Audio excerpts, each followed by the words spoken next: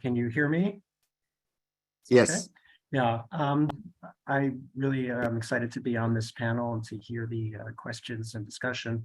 I also share in the anguish at the effect of the earthquake in Turkey and Syria, and other situations in our region that are distracting attention that should go to Tunisia, like the worsening situation in Israel-Palestine, but also the repression in Algeria, which is as severe as it's ever been and is having an impact on Tunisia because of the close relations between the two authoritarian leaders of those countries.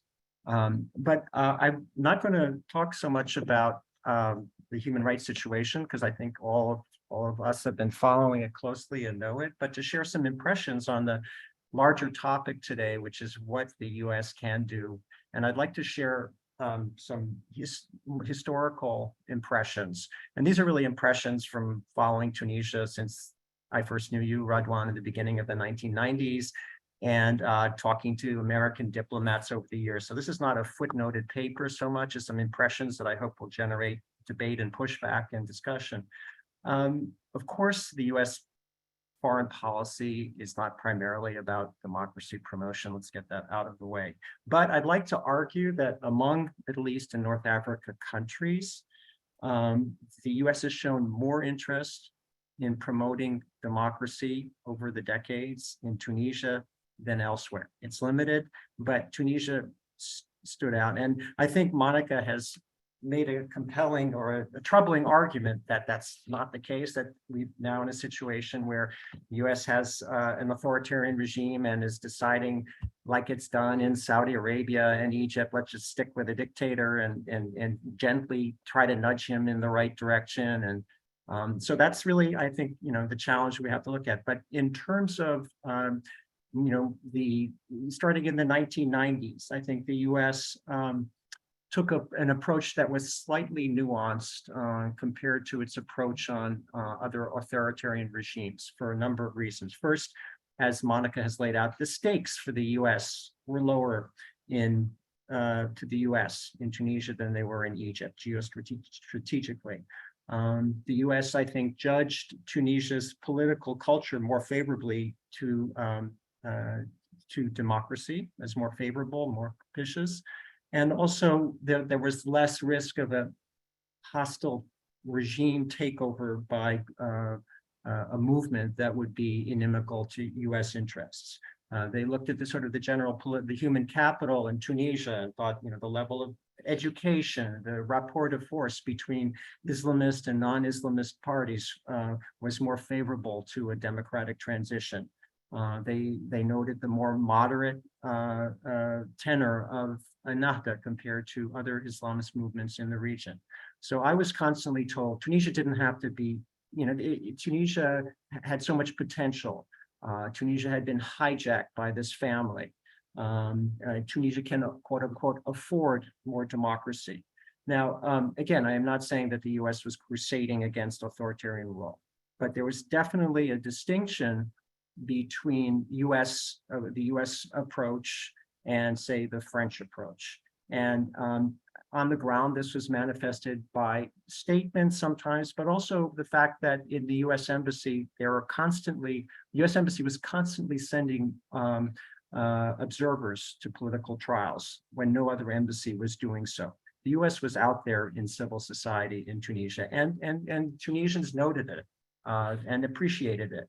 And I think this is, one of the key objectives of US foreign policy, where, you think of democracy promotion as using carrots and sticks to nudge regimes in a certain direction, but it's also of cardinal importance to send signals to civil society, to give encouragement to democratic forces in society. And I think that, in my conversations with human rights activists in Tunisia in the 90s and the 2000s, there was a clear appreciation for the positions that the US took on Tunisia, within limits, of course, at the same time as they deplored US policies on Iraq and U.S. policies on Palestine. And of course, in 2011, the difference between Obama's response to the events, the ouster of Ben Ali, the protest movement before that, compared to the Sarkozy response was very, very much noted.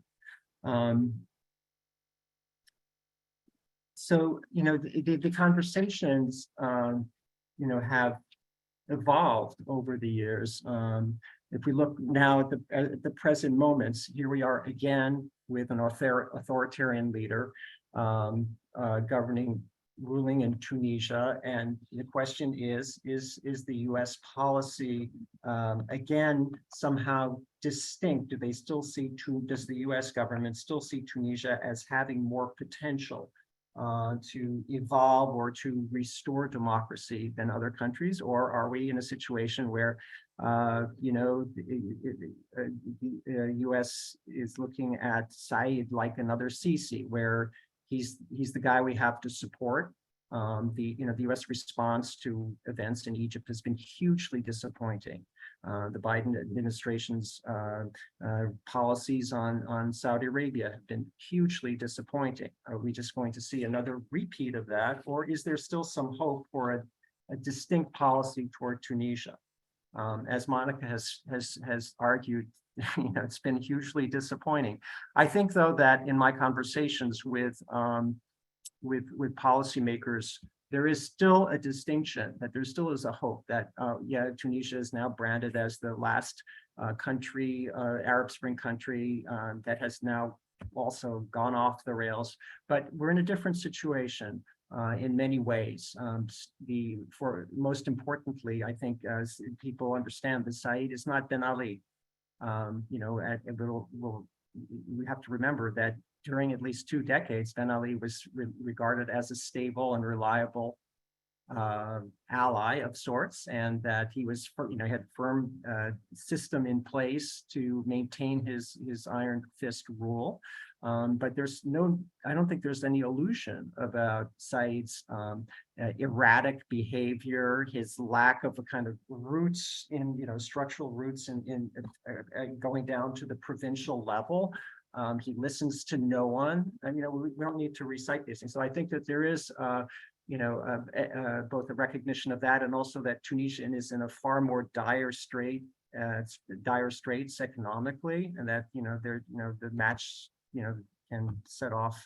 Having been there in January, and having been disappointed by the scale of protests on January 14th, I'm nevertheless convinced that some police overreach situation in some small town could set things off again. I think that's a real concern for what's going on, and I think also people's expectations have changed over the since the revolution. So it is, I think, a very different situation than we were in under Ben Ali. So it's all the more disappointing to see the kinds of statements from the U.S.